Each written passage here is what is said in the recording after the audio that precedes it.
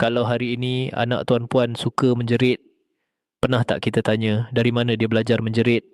Kalau hari ini anak tuan-puan bercakap kasar, pernah tak kita tanya dari mana dia belajar bercakap begitu? Dan kalau satu hari nanti anak kita menjadi seperti apa yang kita tidak suka, bagaimana kalau sebenarnya mereka hanya meniru kita? Kerana hakikat yang paling sukar diterima ialah ini, anak tidak belajar daripada apa yang kita cakap, anak belajar daripada apa yang kita buat. Assalamualaikum warahmatullahi wabarakatuh dan salam sejahtera. Nah, tuan-tuan dan puan-puan yang saya hormati, dalam dunia keibubapaan ada satu kesilapan yang sangat biasa berlaku. Kita terlalu banyak memberi nasihat, ya, tetapi terlalu sedikit memberi contoh. Kita kata kepada anak, jangan menjerit. Tetapi kita sendiri menjerit ketika marah. Kita kata kepada anak, jangan guna telefon terlalu lama. Tetapi kita sendiri memegang telefon sepanjang masa. Kita kata kepada anak, bercakaplah dengan sopan. Tetapi kita bercakap kasar kepada pasangan atau ahli keluarga. Dan tanpa kita sedar, anak melihat semuanya. Masalah sebenar hari ini bukan anak tidak mendengar nasihat. Masalah sebenar ialah anak melihat percanggahan antara kata-kata dan perbuatan kita. Anak belajar melalui pemerhatian. Sejak kecil lagi mereka memerhati bagaimana ayah bercakap dengan ibu, bagaimana ibu mengawal kemarahan, bagaimana ibu bapa menyelesaikan konflik. Anak menyerap semua itu seperti span. Jika rumah penuh dengan jeritan, anak belajar bahawa jeritan adalah cara komunikasi. Jika rumah penuh dengan penghinaan, anak belajar bahawa penghinaan adalah perkara biasa. Jika rumah penuh dengan ketenangan, anak belajar cara mengawal diri. Ramai ibu bapa hairan apabila anak menjadi agresif. Tetapi cuba fikir, apakah suasana rumah kita? Adakah kita sering marah? Adakah kita sering mengeluh? Adakah kita sering merendahkan orang lain? Anak bukan hanya mendengar apa yang kita ajar, anak meniru siapa kita sebenarnya. Sebab itu ada satu pepatah yang sangat benar. Didikan paling kuat bukan melalui kata-kata, tetapi melalui teladan. Masalah sebenar ialah kita berharap anak berubah tanpa kita sendiri berubah. Kita mahu anak membaca buku, tetapi kita sendiri jarang membaca. Kita mahu anak rajin belajar, tetapi kita sendiri tidak menunjukkan disiplin. Kita mahu anak menghormati orang lain, tetapi kita sendiri sering mengkritik orang lain di depan mereka.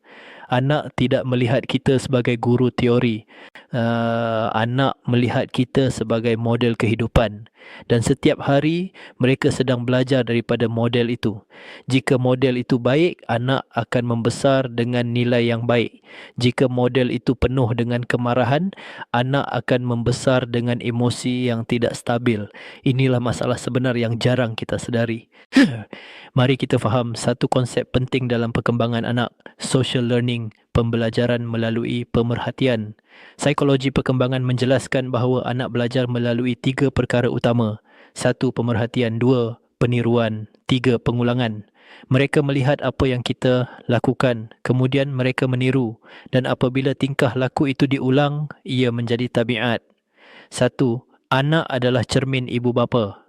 Jika kita melihat sikap anak yang tidak kita suka, kadang-kadang kita perlu bertanya, adakah ini refleksi daripada diri kita? Contohnya, jika kita mudah marah, anak akan mudah marah. Jika kita sabar, anak akan belajar sabar. Jika kita menghormati orang lain, anak akan belajar menghormati. Anak tidak belajar sabar daripada ceramah panjang. Anak belajar sabar apabila melihat ibu bapa sabar. 2. Suasana rumah membentuk karakter rumah bukan sekadar tempat tinggal. Rumah adalah sekolah pertama anak. Di rumah, anak belajar bagaimana mengurus emosi, bagaimana bercakap dengan orang lain, bagaimana menyelesaikan masalah. Jika rumah penuh dengan kasih sayang, anak akan membesar dengan empati. Jika rumah penuh dengan tekanan, anak akan membesar dengan ketakutan. 3. Perubahan anak bermula dengan perubahan. Kita ramai ibu bapa bertanya, macam mana nak ubah anak? Jawapan yang paling jujur ialah ini. Mulakan dengan ubah diri kita. Jika kita mahu anak membaca, biarkan anak melihat kita membaca. Jika kita mahu anak jujur, tunjukkan kejujuran dalam kehidupan kita. Jika kita mahu anak menghormati orang lain, hormati orang lain di depan mereka. Anak belajar lebih cepat melalui contoh berbanding arahan. Saya ingin kongsikan satu kisah. Seorang ayah sering memarahi anaknya kerana suka menjerit. Setiap kali anak menjerit, ayahnya berkata, "Jangan menjerit." Tetapi masalah tetap berulang. Suatu hari, seorang guru berkata kepada ayah itu, "Cuba perhatikan bagaimana tuan bercakap di rumah." Ayah itu terdiam. Dia sedar setiap kali marah, dia sendiri menjerit. Anaknya bukan degil. Anaknya hanya meniru. Ayah itu mula mengubah cara bercakap. Dia mula bercakap dengan lebih tenang. Beberapa minggu kemudian, sesuatu yang mengejutkan berlaku. Anaknya juga mula bercakap dengan lebih tenang. Bukan kerana hukuman, tetapi kerana contoh. Kisah kedua. Seorang ibu mahu anaknya suka membaca. Dia sering berkata, "Bacalah buku." Tetapi setiap malam, ibu itu sendiri sibuk dengan telefon. Suatu hari ibu itu membuat perubahan kecil. Setiap malam, dia duduk membaca buku selama 20 minit tanpa memaksa anak. Perlahan-lahan, anaknya mula bertanya, "Mama baca apa?" Kemudian anak itu mengambil buku. Tidak lama kemudian membaca menjadi rutin keluarga. Anak belajar bukan daripada arahan. Anak belajar daripada suasana. Ibu bapa hebat sekalian, anak kita mungkin tidak akan ingat semua nasihat yang kita berikan, tetapi mereka akan ingat siapa kita ketika membesarkan mereka. Mereka akan ingat bagaimana kita bercakap ketika marah, bagaimana kita melayan orang lain, bagaimana kita menghadapi masalah. Kerana bagi anak kecil, ibu bapa adalah dunia mereka. Jika dunia itu penuh dengan kasih sayang, anak akan membesar dengan hati yang lembut. Jika dunia itu penuh dengan kemarahan, anak akan membesar dengan luka yang tidak kelihatan. Sebab itu, perubahan generasi bermula dari rumah. Jika kita mahu generasi yang berakhlak, kita perlu menjadi contoh akhlak. Jika kita mahu generasi yang bertanggungjawab, kita perlu menunjukkan tanggungjawab. Jika kita mahu generasi yang kuat, kita perlu menunjukkan ketenangan dalam menghadapi cabaran. Mulakan dengan perkara kecil, bercakap dengan lembut, tunjukkan rasa hormat, tunjukkan kesabaran. Anak mungkin tidak mendengar setiap nasihat kita, tetapi mereka melihat setiap tindakan kita, dan tindakan itu akan membentuk masa depan mereka. Jika tuan-puan rasa perkongsian ini memberi manfaat, saya jemput tuan-puan untuk subscribe channel Pengetua AI.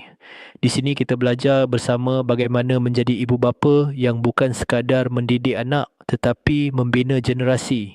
Generasi yang berakhlak, generasi yang bertanggungjawab, generasi yang hebat. Tekan butang subscribe sekarang.